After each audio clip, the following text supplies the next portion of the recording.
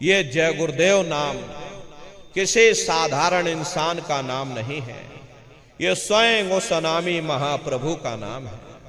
समय समय पर संत महात्मा अपने अपने समय पर आकर के अपनी साधना के द्वारा उस मालिक के नाम को जगाते हैं, उस मालिक के नाम को सिद्ध करते हैं। जैसे कबीर साहब आए, कबीर साहब ने साहिब नाम सिद्ध किया। गुरु नानक साहब आए, गुरु नानक साहब ने वाहिगुरु नाम सिद्ध किया। गोस्वामी जी महाराज आए, गोस्वामी जी महाराज ने राम नाम सिद्ध किया।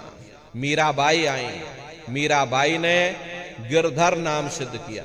सूरदास जी महाराज आए, सूरदास जी महाराज ने श्याम नाम सिद्ध किया।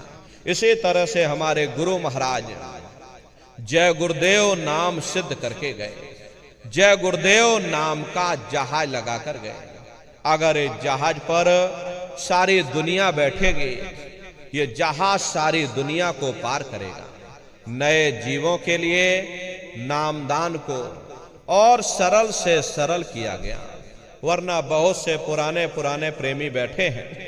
अगर उनसे ये पूछा जाए कि भाई जरा नाम रूप स्थान गाजे बाजे बता दो, वो तक भूल जाते हैं।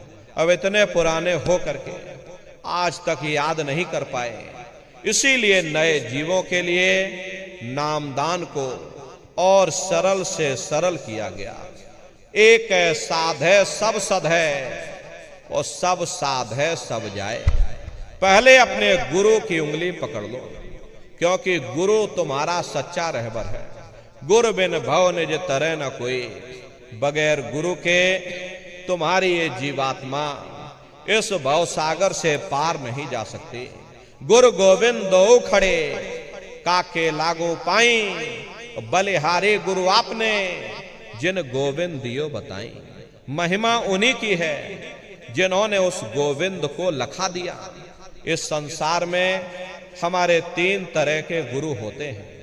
पहले गुरु हमारे माता पिता होते हैं, जो हमें जन्म देते हैं, हमारा पालन पोषण करते, बचपन से हमारे अंदर संस्कार डालते हैं। ये माता पिता हमारे पहले गुरु होते हैं। दूसरे गुरु हमारे शिक्षक होते हैं, जो हमें स्कूलों में कॉलेजों में हमें जो भौतिक ज्ञान देते हैं, ये हमारे दूसरे गुरु होते हैं। और तीसरे हमारे आध्यात्मिक गुरु होते, जो हमारे जीवात्मा को इस भवसागर से पार ले जाते हैं। इसीलिए कहा गया है, गुरुर ब्रह्मा गुरुर विष्णु गुरुर देवो महेश्वरः गुरुर साक्षात पर ब्रह्म तस्मै श्री गुरुवे नमः।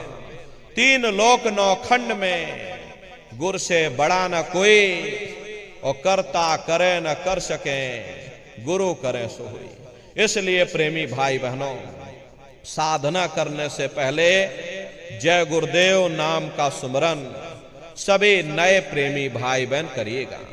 और सुमरन करने के बाद में फिर आप लोग ध्यान पर बैठिएगा। दूसरा है ध्यान, और ध्यान कहते हैं दृष्टि को एकाग्र करना, अपनी दिव्य दृष्टि को खोलना। तो कैसे आप लोग ध्यान करोगे, जरा अच्छी तरह से समझ लीजिएगा और फिर घर पर जा करके करिएगा। अपने अपने घरों में पलथी मार करके आपको बैठना है। शरीर को टाइट मत करना। बहुत से प्रेमी गलती कर देते हैं कि ध्यान के समय अपने शरीर को बिल्कुल टाइट कर देते हैं। यदि आप अपने शरीर को टाइट कर दोगे तो शरीर आपका थक जाएगा और फिर शरीर ढीला पड़ जाएगा। इसलिए पहले से ही अपने शरीर को बिल्कुल ढीला छोड़ दो। जितना आराम से आप ध्यान पर बैठोगे, जितने ढीले बदन से आराम से बैठोगे, उतना ही आपके लिए अच्छा रहेगा।